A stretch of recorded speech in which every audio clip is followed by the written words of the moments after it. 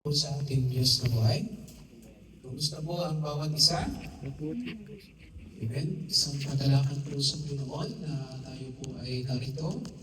Dinala ng Diyos sa lugar na ito upang patuloy na mag-aral at matuto ng kanyang mga salita. Amen. Amen po, hindi man po tayo kalamihan, ngunit wala pong nakakahadlang sa gawain ng Diyos sa mga ito. Amen. So pag ito, ako po ay mag-atid ng maiksing encouragement ng Panginoon. Amen. At sa encouragement po ng Diyos, sa bagay ito ay simulan ko po na isang kwento. Amen. So, okay lang po ba na magpintuhan muna tayo? Amen. Amen. Praise God. So, may isang tao na dumaranas na isang matinding pagsubok. So, siguro naman po, lahat tayo ay mayroong dinadaan ng pagsubok. Iba't-ibang nangyayari sa ating buhay. Pero yung sinasabi ko, yung matinding pagsubok, diba? Pag sinabi pong matindi, kakaiba. Diba po? Parang mahirap solusyonan. So yung tao ito ay pilit niyang, gusto niyang solusyonan yung kanyang pinagdadaanan, kanyang mga problema. So ginawa niya, lumapit siya sa kanyang mga kakilala, lumapit siya sa kanyang kaibigan, lumapit siya sa kamag-anak niya para masolusyonan ng kanyang dinadala. Sabihin na natin, lumapit siya sa lahat ng mayroon na magkalapit na relasyon sa kanya. Kaibigan niya, kapatid niya, sa kanyang kamag-anak, kapuso, kapamilya, ano pa ba? Marami. Kapatid. Amen. Kumpari, kumari. Amen. Isama na natin yung ka-chat, ka-text. Ngunit, hindi pa rin niya masolusyonan ang kanyang problema. Amen. So isang gabi, ang ginawa niya ay lumapit sa Panginoon. Lumuhod siya at nanalangin. So, ang sabi niya sa Panginoon, Panginoon, ano ba yung pinagdaanan ko ay hindi ko na kaya sa sarili ko. Kaya lumapit sa Diyos at nanalangin. Kaya ang exhortation ko ng Panginoon sa umagang ito, alin pong matatagpuan, aking pong kinuha sa aklat ng Jeremiah. Jeremiah chapter 17, verse 14, nasabi doon, saan po natin masahin? Hear me, O Lord, and I shall hear. Save me, and I shall be still. For thou art my praise. At sabi doon po, sa wikang Tagalog, Yahweh, pagalingin mo ako, at ako'y lubusang gagaling. Sagipin mo ako, at ako'y maliligtas. Ikaw ang tangi ko, pupulingin. Tayo may manalangin. Dakila at makapangyarihan Diyos, sa pangalan ng aming Panginoon Jesus, kami po ay nagpupuri at pasalamat o God sa pagkakataon na inyong pong ginawad sa amin. Salamat sa panahon at oras sa Diyos na kami po ay makapag-aral at matuto na inyong pong mga salita sa mga ito. Panginoon natin dalangin ng Diyos na gamitin niyo lamang po ako, Diyos, bilang laguyan ng iyong mga salita at kayo, Panginoon, ang sumakita at hindi po ang aking sangkatauhan.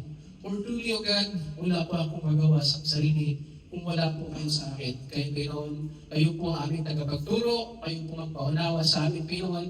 Gawin niyo pong simple, O God, na maunawaan namin ang inyong pong kapahigan sa umagang ito. Panginoon, aking dalangin, O God, na patuloy mong ibukas sa aming espiritual na paunawa, yung espiritual na mata at espiritual na kaisipan, Panginoon, na kung saan aming makita at matanggap, Panginoon, ang kapahigan ninyo po. Nais na ipahayag sa araw ito. Panginoon, ikaw nang ang maluwalhati. Mabigyan ng parangal sa pangalan ng Panginoon Isus. Amen. Amen. Amen. Amen po. So, Amen. Ang exhortation po ng Diyos ay pinamagalan ko pong Jesus, our healer and deliverer. Ang Diyos ng ating tagapagpagaling, tagapagligtas, kapag tayo ay lumapit sa Kanya at mananampalataya, maaari natin ipagkatiwala sa Kanya ang ating problema, ang mga pagsubok na dumating sa ating buhay. Amen. So, batid po natin na ang bawat isa ay meron pong pinagdadaanan na mga iba't ibang circumstances ng ating buhay. Pero mayroon pong tinuturo sa atin ng Panginoon na ano man yung ating pinagdadaanan, ano man yung kailangan natin ng kagalingan, ay ganun din yung ipinapahayag ni Jeremiah na siya po ay dumaranas ng kapitbahay-kapitbahian, siya ay dumaranas ng pag-uusig, siya may dumaranas ng iba't ibang mga pagsubok sa buhay habang ginagawa niya ang kalooban ng Panginoon. So una, lumapit sa Diyos para sa kagalingan na anuman yung ating mga ginadala na katulad po ng ating nabanggit kanina na may problema ka man na hindi mo kayang solusyonan, na dumating man yung pagkakataon na sabihin mo na wala atang Diyos kasi parang unfair, di ba? Yung mga ibang tao, nakikita natin na parang marangyang yung kanilang buhay. Ngunit, yung iba naman ay mas lalo naghihirap. At dumating man yung problema, dumaranas lang tayo ng kabigatian, ang itinuturo po ng Panginoon ay huwag lumayo sa Diyos kapag dumaranas ng problema. Na kung ano man yung ating pinagdadaanan, ay sabi doon, mas lalo tayong lumapit sa Diyos. Kumbaga, yung ating mga nararanasan na akala natin na hindi natin kakayanan, ngunit wala pong imposible sa Panginoon kung ito po ilalapit natin sa Kanya na may panalangin. Manalangin, manampalataya at magtiwala sa Kanyang kalooban. Ibig po, sa katulad po ng ating kwento kanina na anuman kalaki yung problema yung dinadala, sino-sino man yung nilalapitan natin, sino-sino man yung pinagkatawalaan natin na maaari nating maging solusyon ng ating problema. Ngunit sa pamagitan doon ay hindi natin makikita, kundi sa atin lamang Panginoon. Pangalawa, magtiwala sa Diyos para sa kalayaan. Amen. So, amen. So, sa kalayaan po natin, sa buhay natin physical, tayo dito ay sa tingin natin malaya tayo. Pero, spiritually po, mayroong mga bagay na humahadang sa atin, gumagapo sa atin. Amen. Pero, ngunit, ang sabi doon, huwag kang umasa lamang sa sariling kakayanan. Amen. May mga bagay na akala natin na kaya natin. Diba? Na pinipilit natin gawa ng solusyon yung mga bagay na dumating sa ating buhay. Ngunit, mapagtanto natin kung wala ang Diyos ay hindi natin kakayanin. Kaya, dalhin natin sa Diyos ang ating problema sa panalangin.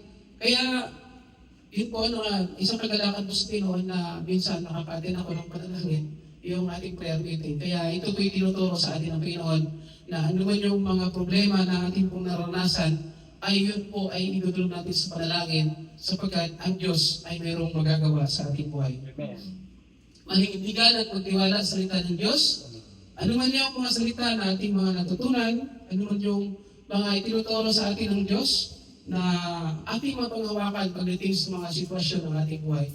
So, ito po yung pang-apat. Patuloy magtiwala kahit hindi pa natin nakikita ang sagot. So, ang sinasabi po doon sa Mark 11, chapter 24, kaya nga, sinasabi ko nga sa inyo, anumang bagay na hingin sa panalangin, maniwala kayong ito ay kapatagpuin ng Panginoon.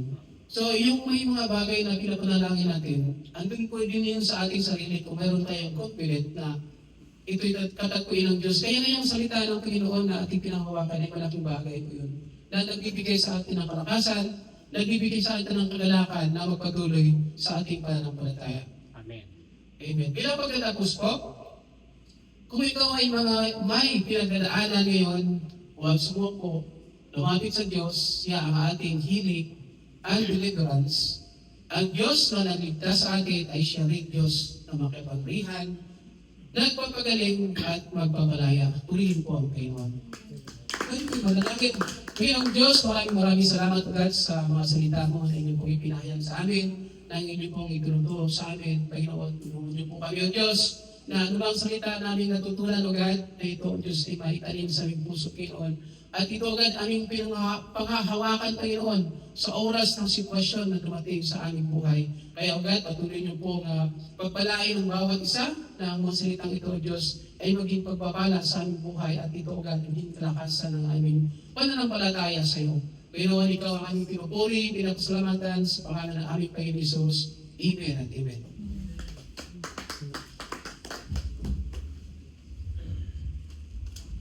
Praise the Lord. Pasensya na ba kayo? Medyo busy pa na. Yun ba? Glory to God sa buhay ng